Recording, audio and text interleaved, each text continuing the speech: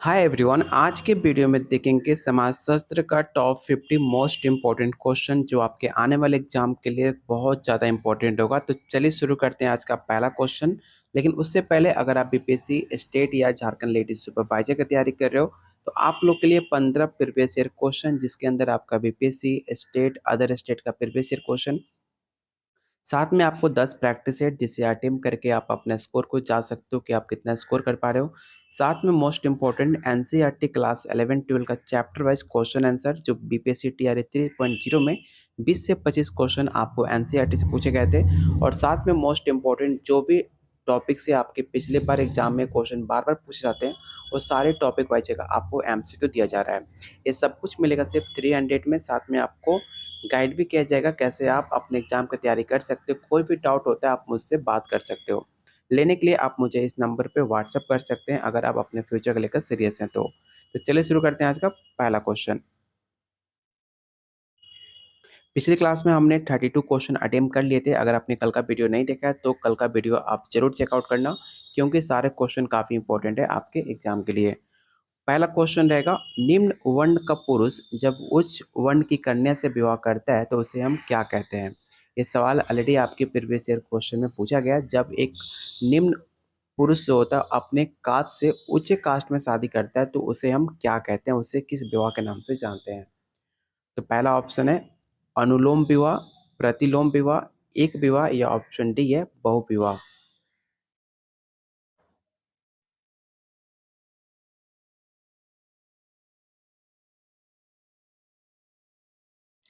तो इसका right answer होगा ऑप्शन बी प्रतिलोम विवाह। ऑप्शन बी इसका राइट आंसर होगा। प्रतिलोम विवाह होता क्या है तो याद रखिएगा, विवाह का एक नियम है जिसके अनुसार लड़की का विवाह अपने से नीचे कुल में किया जाता है, अर्थात पत्नी अपने पति से उच्च कुल की होती है, तब इस प्रकार का विवाह प्रतिलोम विवाह कहा जाता है। इसे आप जरूर याद रखना।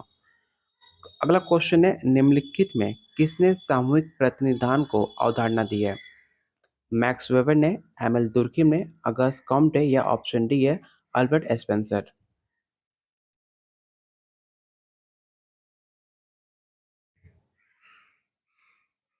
तो क्वेश्चन 2 का राइट आंसर ऑप्शन बी होगा एमएल दुर्किम।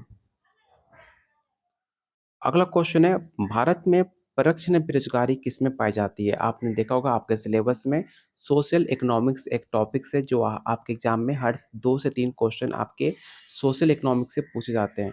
उसी से ये टॉपिक से रिलेटेड आपका क्वेश्चन है कि भारत में प्रश्न बेरोजगारी कहाँ पर पाई जाती है। औद्योगिक क्षेत्र में, कृषि क्षेत्र में, व्यापारिक क्षेत्र में, या ऑप्शन डी है सेवा क्षेत्र में।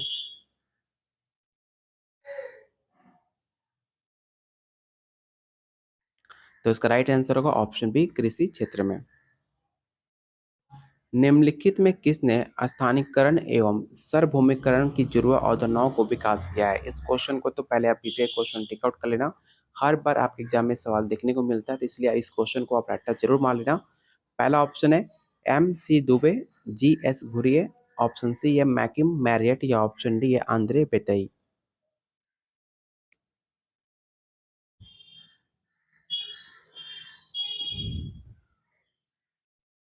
तो क्वेश्चन 36 का right answer option number C हो जाएगा। अगला क्वेश्चन है, भारत में जजमानी व्यवस्था का सबसे पहले अध्ययन किसने किया था। कल के वीडियो में मैंने आपको बताया था कि जजमानी व्यवस्था क्या होता है, तो उसी से रिलेटेड आपका क्वेश्चन है कि जजमानी व्यवस्था सबसे पहले इसका अध्ययन किसने किया था। पहला ऑप्शन है एस सी दुबे, M N Srinivas, option C है एच एम जॉनसन, या option D W H Wiser. तो याद रखिएगा, क्वेश्चन 37 का राइट आंसर ऑप्शन डी होगा डब्ल्यू एच वाइजर ने ऐसे पहले व्यक्ति थे जिन्होंने ग्रामीण भारत में जजमानी प्रथा का अध्ययन किया था। ऑप्शन डी इसका राइट आंसर होगा।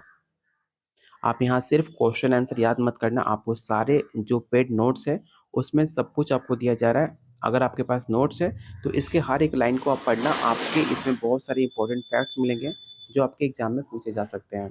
तो इसलिए आप सारे पॉइंट को आप जरूर एक अलग नोटबुक में नोट डाउन करते रहना। क्वेश्चन नंबर 38 है, धर्म निरपेक्षीकरण का अर्थ क्या होता है। पहला ऑप्शन है सभी धर्मों को समान समान देना, किसी धर्म में विश्वास ना करना, प्रत्येक धर्म के प्रति नफरत, या ऑप्शन डी है इनमें से कोई नहीं।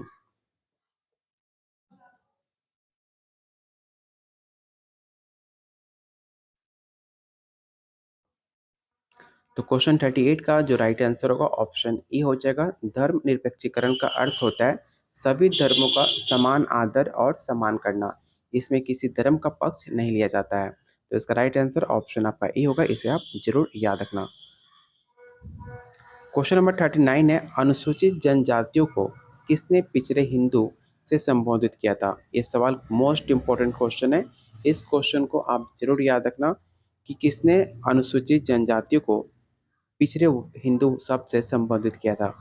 पहला ऑप्शन है बी एस गुआ, ऑप्शन बी है जी एस घुरिये, ऑप्शन सी है काका कलेकर या option D B R Ambedkar. तो ये स्टेटमेंट आपको बी एस घुरिये ने दिया था, ऑप्शन बी इसका राइट आंसर होगा। निम्नलिखित में कौन प्रघटन शास्त्र का प्रेरणा माना जाता है? पहला ऑप्शन है लॉरी एस्पर्लिंग, अल्बर्ट हर्सल, पीटर बर्गर या ऑप्शन डी है टी लुकमान।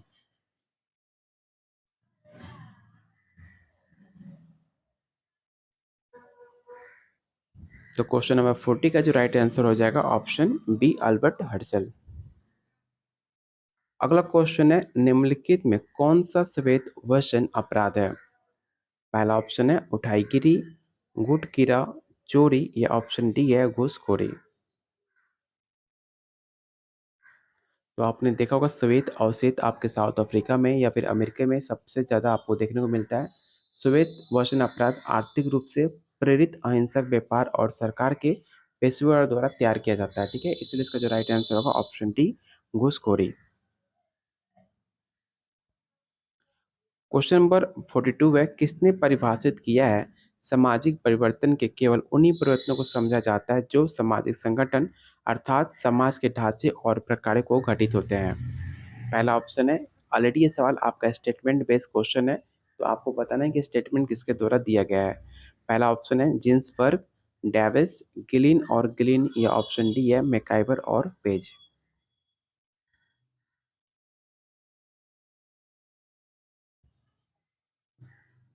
तो क्वेश्चन 42 का राइट आंसर होगा ऑप्शन बी डेविस के द्वारा ये स्टेटमेंट दिया गया था। स्टेटमेंट से रिलेटेड आपके एग्जाम में 2 से 4 क्वेश्चन हमेशा आपको देखने को मिलता है, इसलिए इस क्वेश्चन को आप विवेक क्वेश्चन टिक आउट कर लेना।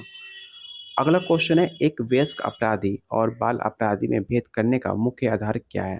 तो काफ़ी आसान क्वेश्चन है। किसी भी वयस्क अपराधी और बाल अपराधी में अंतर करने के लिए उसका एज जो होता है, उसकी जो आयु होती है, उसका आधार माना जाता है उसके कंपेयर करने के लिए।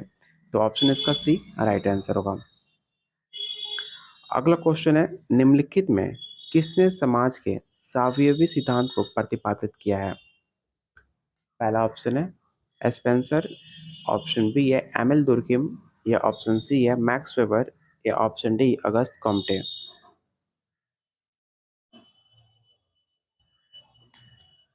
तो क्वेश्चन 44 का जो राइट आंसर होगा ऑप्शन ई हो जाएगा, इसे आप याद रखना। क्वेश्चन नंबर 45 है, गोल गधेरो किस जनजाति से संबंधित है? मैंने ऑलरेडी अपने प्रैक्टिस सेट में इस क्वेश्चन को बताया हुआ है। अगर आपने पहले का प्रैक्टिस सेट अटेम्प्ट किया होगा तो आप आज इसका आंसर आसानी से बता सकते हो कि गोल गधेरो किस जनजाति से संबंधित है। पहला ऑप्शन है भील, नायर, टोडा या ऑप्शन डी है खड़िया।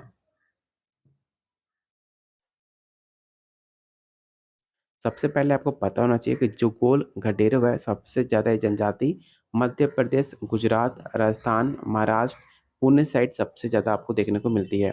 ठीक है, तो इसका राइट आंसर होगा ऑप्शन ए भील। अगला क्वेश्चन है, जे एस मिल ने अगस्त कम्पटे के नवीन विज्ञान समाजशास्त्र के लिए गए क्या नाम प्रस्तावित किया था?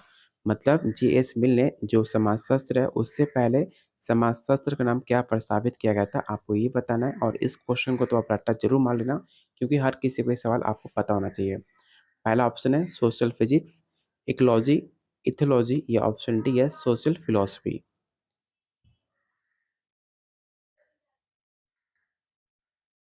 तो याद रखिएगा, जे एस मिल ने अगस्त कम्पटी के समाजशास्त्र नाम रखने से पहले इसका नाम नीतिशास्त्र इथियोलॉजी रखने का प्रयास किया था, लेकिन विद्वानों ने इसे आविष्कार कर दिया था, तब जाकर आपके अगस्त कमेटी के द्वारा नाम रखा गया समाजशास्त्र, ठीक है? तो इसका राइट आंसर होगा ऑप्शन सी। याद रखिएगा कि समाजशास्त्र से पहले इसे इथियोलॉजी नाम से मतलब जी.एच. मिल ने इसको अपनी सिफारिश की थी इसका नाम रखने के लिए, लेकिन जितने भी वैज्ञानिक थे इसे मतलब अनएक्सेप्टेड कर दिए थे। अगला क्वेश्चन है, कृषक समाज आधा समाज है, ऐसा किसने कहा? जॉर्ज फास्टर ने, रॉबर्ट रेडफील्ड ने, एम.एन. श्रीनिवास ने या ऑप्शन डी या ऑस्कर लेविस ने?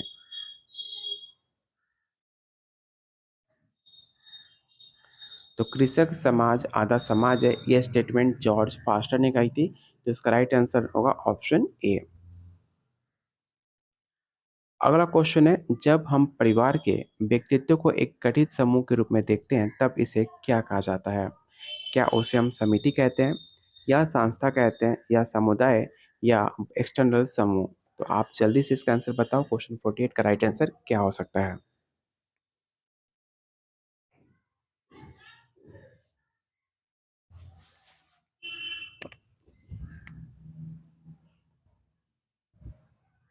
तो क्वेश्चन 48 का जो राइट आंसर होगा ऑप्शन ए समिति। भारत में सरकारी सेवा में अन्य पिछड़े वर्गों के लिए आरक्षण का प्रतिशत क्या है? आपने देखा होगा हर टाइम आरक्षण को लेकर प्रतिशत को लेकर हमेशा चेंजिंग होते रहता है, लेकिन याद रखिएगा इस क्वेश्चन के अकॉर्डिंग आपका जो अन्य पिछड़े वर्ग के लिए आरक्षण की प्रतिशत है वो है आपकी 27%। तो इसका राइट आंसर होगा ऑप्शन बी। निम्नलिखित समाजशास्त्रियों में किसने संरचनाकरण की अवधारणा दी है? पहला ऑप्शन है ए गिंडेस, लेवी स्ट्रॉस, टी पार्सन्स या ऑप्शन डी है सासुरे।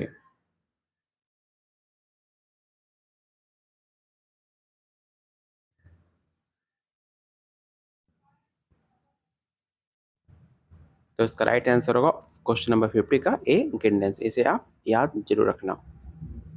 क्वेश्चन नंबर 51 है, समाजशास्त्र के पद्धति शास्त्र में आदर्श प्रारूप की अवधारणा को किसने विकसित किया?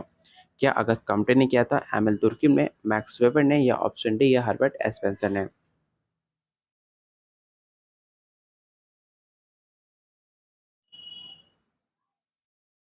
तो क्वेश्चन 51 का जो राइट आंसर होगा ऑप्शन सी होगा मैक्स वेबर, ठीक है? जिन्होंने 4 आदर्श प्ररूप बताए थे। कौन कौन से आदर्श प्ररूप थे? तो आप यहाँ देख सकते हो, विवेक संगति, भावनात्मक क्रिया और परंपरागत क्रिया। ये 4 आपके सामाजिक क्रिया के 4 आदर्श स्वरूप थे, ठीक है? तो आप इसका स्क्रीनशॉट जरूर रख लेना, आपके एग्जाम के लिए काफी ज्यादा इंपॉर्टेंट होगा। अगला क्वेश्चन है, किसने कहा कि मद्यपान अनियंत्रित पीना है? डब्ल्यू.सी. रेकलेस ने कहा था या डब्ल्यू. रोजर ने, ई.एच. जॉनसन ने या ऑप्शन डी है ई.एस. बोकार्डस ने?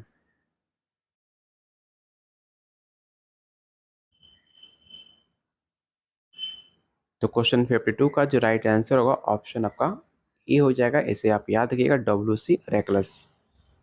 अगला क्वेश्चन मोस्ट इंपॉर्टेंट है, परंपरागत हिंदू समाज में विवाह के उद्देश्य का सही क्रम क्या है? आपके पास 4 ऑप्शन है, चारों ऑप्शन को आप ध्यान से देखिए और बताइए क्वेश्चन नंबर 53 का राइट आंसर क्या हो सकता है?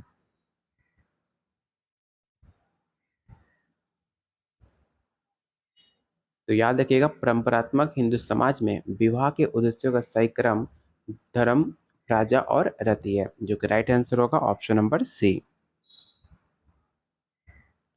व्यवसाय और केवल व्यवसाय ही जाति प्रथा की उत्पत्ति के लिए उत्तरदायी है, ये किसका मत है? मतलब किसका स्टेटमेंट है? आपको ये बताना है कि व्यवसाय और केवल व्यवसाय ही जाति प्रथा की उत्पत्ति के लिए उत्तरदायी है। तो ये फेमस स्टेटमेंट आपको आर नेसफील्ड के द्वारा दिया गया था, इसे आप याद रखना। क्वेश्चन नंबर 54 का जो राइट आंसर होगा ऑप्शन ए होगा। प्रभुत्व जाति की अवधारणा किसने दी है? के एम कपाड़िया ने, एम एन श्रीनिवास ने, जी एस घोड़िया ने या ऑप्शन डी है ए आर देसाई ने?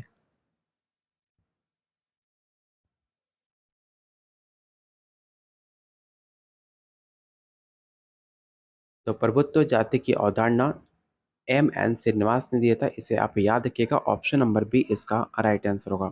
अगर आप इसके डिटेल में जाओगे तो यहाँ उन्होंने और भी कहा था कि उस जाति को प्रबल या प्रभु जाति कहा जाता है जो किसी गांव अथवा क्षेत्र विशेष में आर्थिक एवं राजनीतिक दृष्टि से महत्वपूर्ण प्रभाव डालती है।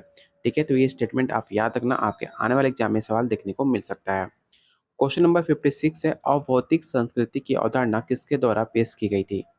सोरोकिन के द्वारा, मैक्स वेबर, या ऑप्शन सी है पैरेटो, या ऑप्शन डी आगवन।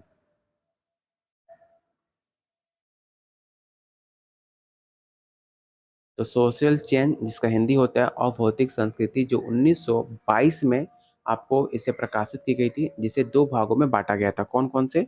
तो पहला था भौतिक संस्कृति और दूसरा है आपका अभौतिक संस्कृति। तो राइट आंसर होगा ऑप्शन नंबर डी। ठीक है, तो आप इस क्वेश्चन को स्क्रीनशॉट जरूर रख लेना, आपके एग्जाम के लिए काफी ज्यादा इंपॉर्टेंट है। और आप लोगों से रिक्वेस्ट है, अभी तक आपने वीडियो को लाइक नहीं किया है तो प्लीज़ वीडियो को लाइक और शेयर जरूर कर लेना। और अभी तक आपने चैनल को सब्सक्राइब नहीं किया तो चैनल को जरूर सब्सक्राइब कर लीजिएगा, क्योंकि जो भी आपके इंपॉर्टेंट क्वेश्चन होते हैं, इंपॉर्टेंट वीडियो होता है, आपके सिलेबस के अकॉर्डिंग सारे आपके सिलेबस के सारे टॉपिक्स को कवर किए जाएंगे, तो चैनल को जरूर सब्सक्राइब कर लीजिएगा। और उम्मीद करता हूँ वीडियो पसंद आ रही होगी, तो थोड़ा बहुत भी आपके स्टडी में आपको हेल्प मिलता है तो प्लीज़ वीडियो को लाइक एंड शेयर जरूर कीजिएगा। अगर आप इसका पीडीएफ, बहुत सारे पीडीएफ हम टेलीग्राम पे अपलोड करते रहते हैं, कोई भी टीचिंग रिलेटेड न्यूज़ होता है, कोई अपडेट वैकेंसी होती है किसी भी स्टेट में, तो वो सारे अपडेट हम टेलीग्राम ग्रुप में पोस्ट करते हैं। तो आप टेलीग्राम ग्रुप को जरूर ज्वाइन कीजिएगा, जिसका लिंक मैंने डिस्क्रिप्शन बॉक्स और कमेंट बॉक्स में पिन कर रखा हुआ है, तो जरूर जाकर उसे ज्वाइन जरूर करना। चलते हैं अगले क्वेश्चन पे। अगला क्वेश्चन है, भारत में प्रथम नियमित जनगणना किस वर्ष की गई थी? इस क्वेश्चन का आंसर तो आपको याद होना चाहिए, क्योंकि सवाल काफ़ी ज़्यादा इंपॉर्टेंट है। 1911 में, 1931, 1881, या ऑप्शन डी है 1880। तो क्वेश्चन नंबर 57 का जो राइट आंसर होगा ऑप्शन नंबर सी हो जाएगा। भारत की प्रथम नियमित जनगणना वर्ष 1881 में लॉर्ड रिपन के कार्यकाल में हुई थी, जबकि पहली जनगणना अगर जब भी आपसे पूछ ले तो याद रखिएगा, पहला भारत जनगणना 1872 में हुआ था। ठीक है, इसको लेकर काफी ज्यादा कंफ्यूजन होता है, जो कि लॉर्ड मेयो के कार्यकाल में हुआ था।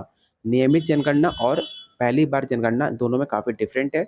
अगर आपसे क्वेश्चन में पूछे प्रथम नियमित जनगणना, तो आप 1881 टिक आउट करोगे।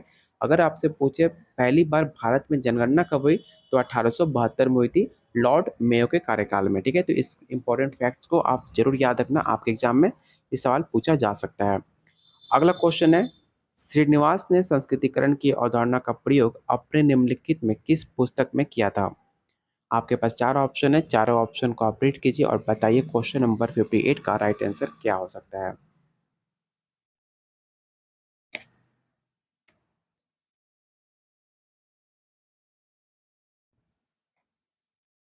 तो क्वेश्चन 58 का जो राइट आंसर होगा ऑप्शन बी हो जाएगा, इसे आप याद रखना। वास्तविक और सामान्य सामाजिक संरचना के मध्य अंतर किसने स्थापित किए? नाडेल ने, एम एल दुर्किम ने, आर के मटन ने, या ऑप्शन डी है रेड क्लिफ ब्राउन ने।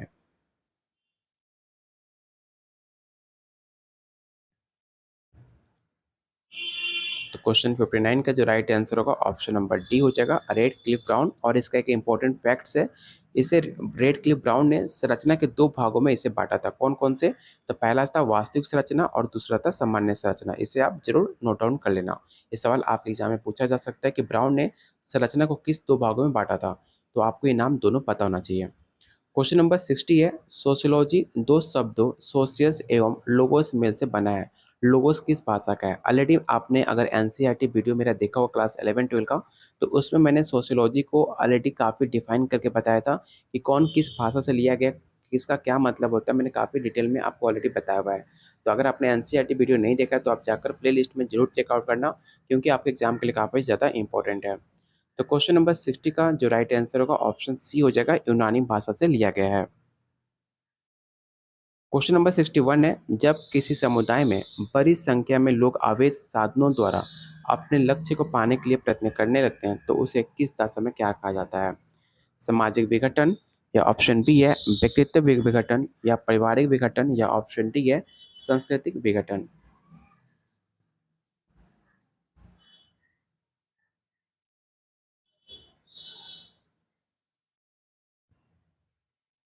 तो क्वेश्चन नंबर 61 का जो राइट आंसर होगा ऑप्शन ए हो जाएगा, सामाजिक विघटन। अगला क्वेश्चन है, समाजशास्त्र सामाजिक संबंधों के विषय में ये कथन किसका है? मैकाइबर एवं पेज का है, गिलिन एवं गिलिन का, गिर्निक्स का, या ऑप्शन डी है एमिल दुर्किम का। तो याद रखिएगा, समाजशास्त्र सामाजिक संबंधों का विषय है। ये स्टेटमेंट आपका मैकाइवर एवं पेज के द्वारा दिया गया था, जो कि राइट आंसर होगा ऑप्शन नंबर ए। अगला क्वेश्चन है, मुस्लिम विवाह क्या है? मोस्ट इंपॉर्टेंट क्वेश्चन है, इसको लेकर काफी ज्यादा कंफ्यूजन भी होता है, बहुत बच्चे गलती आंसर टिक आउट भी करते हैं। तो ध्यान से ऑप्शन को रीड करके बताइएगा कि मुस्लिम विवाह क्या है। एक पवित्र संस्कार है, एक समझौता है, या ए और बी दोनों, या ऑप्शन डी है उपरोक्त में से कोई नहीं।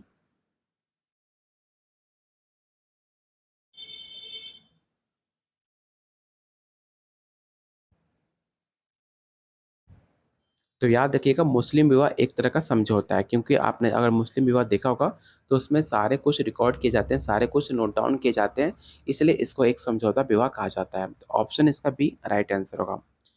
भारत में सामुदायिक विकास योजना का स्टार्ट कब हुआ था? 1958 में, 1952, 1955, या ऑप्शन डी या 1953।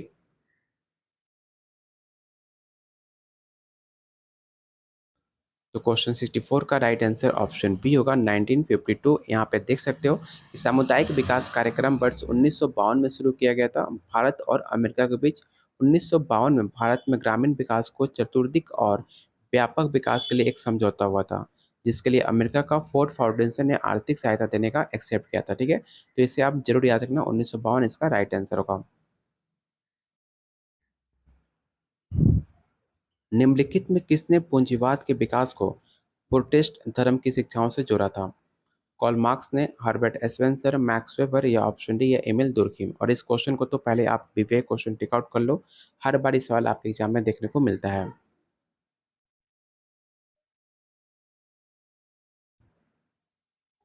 तो क्वेश्चन 65 का जो राइट आंसर होगा ऑप्शन सी होगा, मैक्स वेबर। अगला क्वेश्चन आपका एरर है, क्योंकि क्वेश्चन ही गलत है, तो इसलिए हम 66 क्वेश्चन को स्किप कर देंगे। चलेंगे क्वेश्चन नंबर 67 पे। अगला क्वेश्चन है, सामाजिक अस्थिकरण के चार स्वरूप दास प्रथा, जंगीरें, जातियां और सामाजिक वर्ण किसके द्वारा वर्गीकृत किए गए थे? इस सवाल मोस्ट इंपॉर्टेंट है, इसे आप जरूर, आपको आंसर याद होना चाहिए। पहला ऑप्शन है जॉनसन, बोटोमोर, पार्सन्स, या ऑप्शन डी है समनर।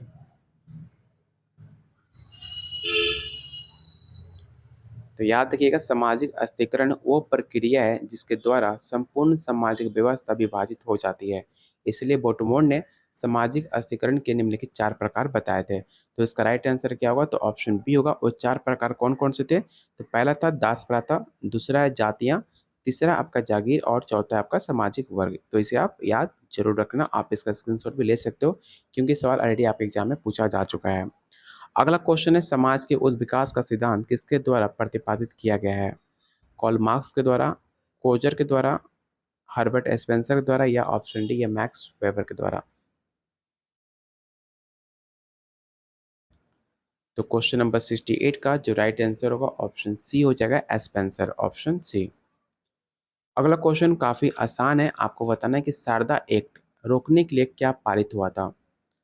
तो पहला ऑप्शन है विधवा पुनर्विवाह विवाह, ऑप्शन बी है बाल विवाह, ऑप्शन सी है देवदासी प्रथा, या ऑप्शन डी दहेज प्रथा। तो सबसे पहले आपको पता होना चाहिए कि शारदा एक्ट कब आपका लागू हुआ था। तो याद रखिएगा, शारदा एक्ट आपको 28 सितंबर 1929 को imperial legislative council of India द्वारा पारित हुआ था, जिसका मतलब था कि लड़कियों की शादी की उम्र 14 साल और लड़कों की उम्र 18 साल तय की गई थी। बाद में इसको बढ़ाकर लड़के की उम्र 18 साल किया गया और लड़कों की उम्र 21 वर्ष कर दिया गया, जिसके तौर पे इसको शारदा अधिनियम कहा जाता है। तो इसका राइट आंसर होगा ऑप्शन बी, बाल विवाह को रोकने के लिए शारदा एक्ट लाया गया था। तो आज के वीडियो में यहीं पर क्वेश्चन खत्म होता है। उम्मीद करता हूँ आपको वीडियो पसंद आई होगी।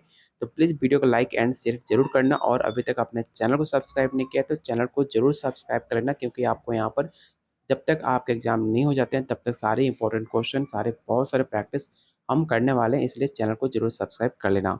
अगर आप इसका कोई भी अपडेट न्यूज़, कोई भी पीडीएफ होता है तो आप सब कुछ टेलीग्राम पे पोस्ट करते हैं, तो टेलीग्राम ग्रुप को आप जरूर ज्वाइन कर लीजिएगा। अगर आप इसका पेड नोट्स लेना चाहते हो तो सिर्फ आपको 300 रुपीज़ में 15 previous year question, 10 practice set, most important NCERT class 11-12 का क्वेश्चन आंसर, और ऐसे टॉपिक्स जो हर बार आपके एग्जाम में पूछे जाते हैं, वो सारे टॉपिक से आपको मोस्ट इंपॉर्टेंट एमसीक्यू दिया जाएगा। ये सब कुछ मिलेगा सिर्फ 300 में, साथ में आपको प्रॉपर गाइड भी किया जाएगा। तो लेने के लिए आप मुझे इस नंबर पे व्हाट्सएप कर सकते हैं। अगर आप अपने फ्यूचर को लेकर सीरियस हैं, तो मुझे इस नंबर पे व्हाट्सएप करके सारे नोट्स को आप ले सकते हैं। जब तक आपका एग्ज़ाम नहीं हो जाते हैं, तब तक आपको नोट्स मिलते रहेंगे। तो तब तक के लिए वीडियो को लाइक एंड शेयर कीजिए। Keep watching, keep sharing.